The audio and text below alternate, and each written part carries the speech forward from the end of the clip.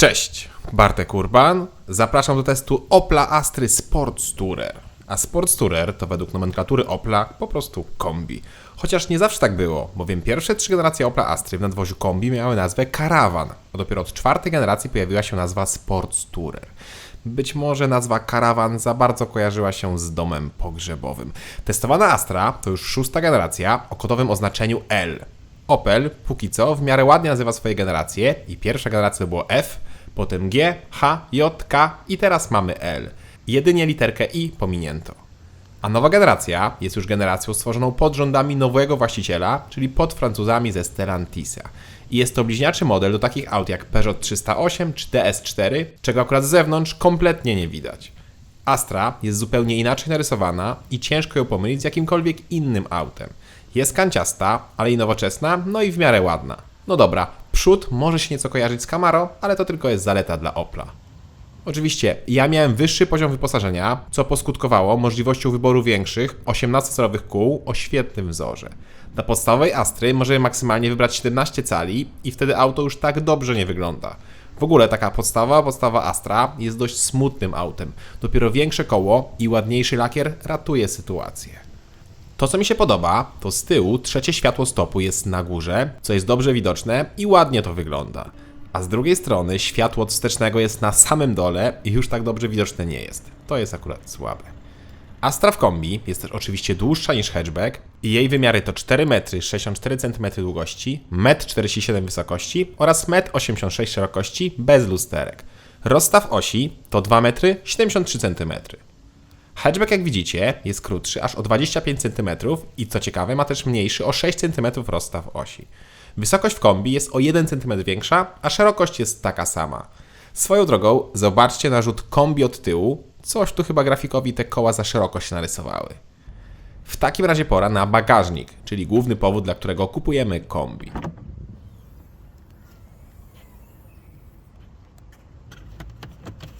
Kufer w Asterce ma solidne 597 litrów, a pod podłogą jest jeszcze drugie dno i to z 2 deskami. Jedna jest taka mała głębiej, za którą jest skryty m.in. zestaw naprawczy, a dalej jest już duża deska. I jak tą deskę obniżymy, to możemy powiększyć bagażnik. Tutaj jest też miejsce na koło zapasowe, jak taką opcję się oczywiście wybierze.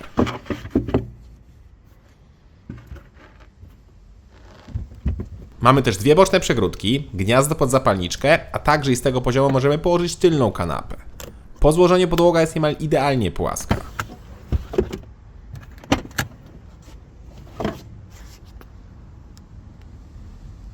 W takim razie wskakujemy na tył.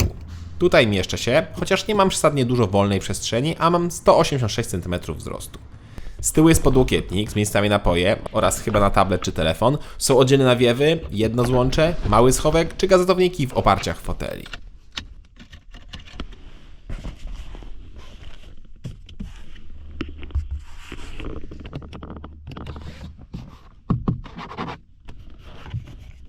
Z przodu za to mamy bardzo wygodne fotele z certyfikatem AGR. W podstawie fotel jest manualny, tak jak u mnie, ale w opcji może być w pełni elektryczny wraz z podgrzewaniem. Kierownica zawsze jest regulowana manualnie. Łatwo wybrać pozycję i mamy niezłą widoczność.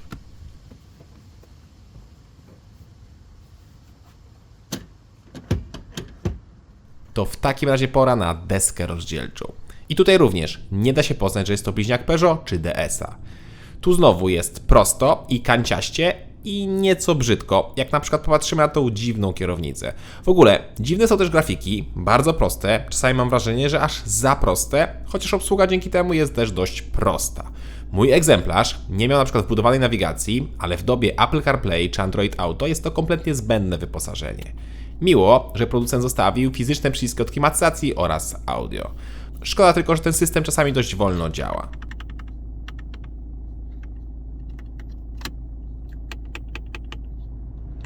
Drugi ekran to cyfrowe zegary, które podobnie jak i multimedia są bardzo proste. W zasadzie tutaj mamy 3 kolory w zależności od trybu jazdy, jeden motyw oraz możemy wyłączyć widok asystentów jazdy czy tam średnie spalanie. I to wszystko. Sprawdźmy więc spasowanie i materiały.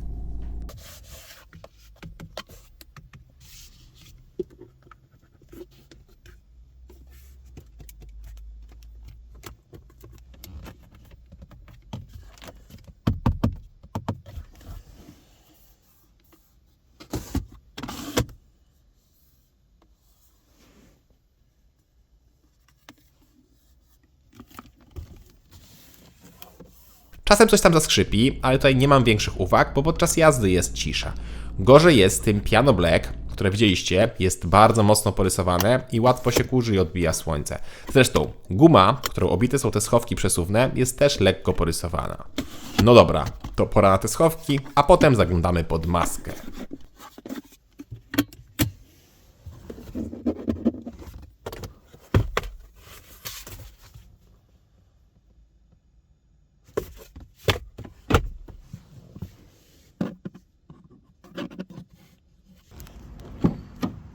A pod maską, klasycznie jak to w grupie Stellantisa, praktycznie nie ma silników, bo te, które są, to są albo bardzo małe, albo bardzo drogie. W podstawie mamy 3-cylindrowe 1.2 turbo o mocy 110 lub 130 koni, dalej mamy 4-cylindrowego diesla 1.5 o mocy 130 koni, jest też hybryda oparta o 1.2 o mocy 136 koni oraz są hybrydy plug-in 1.6 turbo 4 cylindry o mocy 180 lub 225 koni. I jest też wersja w pełni elektryczna o mocy 156 koni.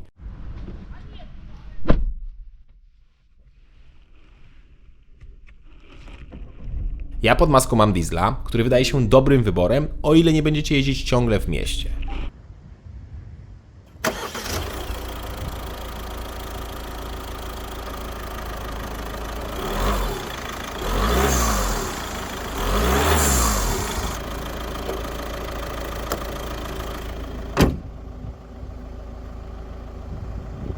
Mamy więc 1.5 turbo, 4 cylindry, 130 koni, napęd naprzód oraz 8-biegowy automat.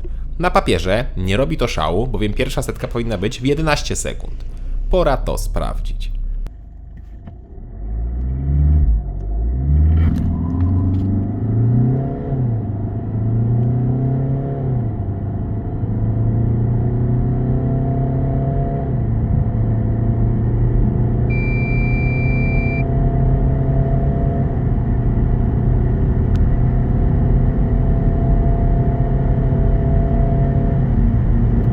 Wynik to 10,8 sekundy, czyli nawet nieco lepiej niż deklaruje producent. Przy wyższych prędkościach jest jeszcze wolniej i przyspieszenie od 100 do 140 to kolejne 10 sekund. To jest auto przeznaczone do spokojnej jazdy. I też od razu dodam, że jeździłem tym autem z całą rodziną i bagażami w trasie i nie czułem, że byłem mułem. Jest wolno, ale nie czułem się niebezpiecznie. Mamy 300 Nm i to czuć, o ile skrzynia zredukuje, bo to niestety trwa chwilę.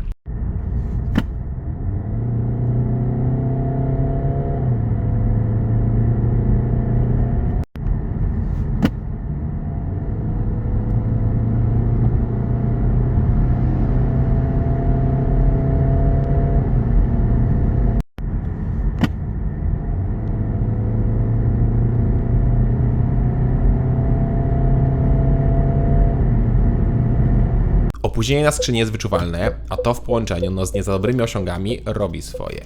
Ale tak jak mówię, jak się tym autem nie szaleje, to w zupełności wystarczy. Zwłaszcza, że ogromną zaletą jest zużycie paliwa. Auto przy 120 zużywało mi nieco ponad 4 litry, a przy 140 nieco ponad 6. To są świetne wyniki. W mieście miałem 7-8 litrów, ale też dużo jeździłem w korkach. Bak paliwa ma 55 litrów, co pozwoli niemal na 1000 km w trasie. Bardzo ładnie. Sama kultura pracy silnika też nie jest zła, zwłaszcza jak się rozgrzeje, to ta jednostka jest mało słyszalna. Tak samo można skwitować prowadzenie. Nie jest złe. To jest po prostu dobry kompakt. Ładnie wybiera nierówności, nie jest za sztywny i ma w miarę precyzyjny układ kierowniczy. Tak samo i hamulce. Łatwo je po prostu wyczuć. No właśnie, to pora na cennik. Podstawowa Astra Kombi z silnikiem 3-cylindrowym turbo 1.2 o mocy 110 koni i z manualem kosztuje 118 tysięcy złotych. Mocniejszy wariant, 130-konny, to już dodatek 127 tysięcy złotych, a dopłata do automatu to niemal 6 tysięcy złotych. Diesel, którego testuję, kosztuje minimum 140 500 złotych w podstawie, a mój egzemplarz kosztował około 170 tysięcy złotych.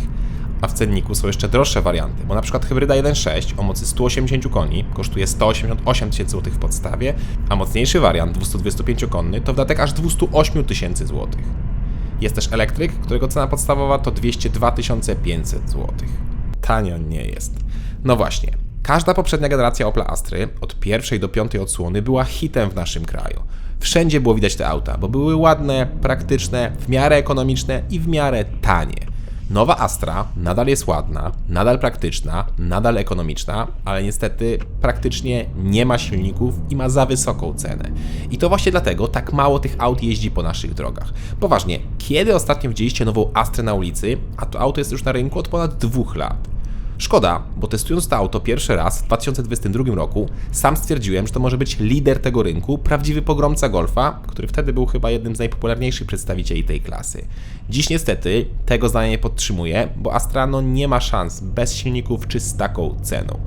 Cześć!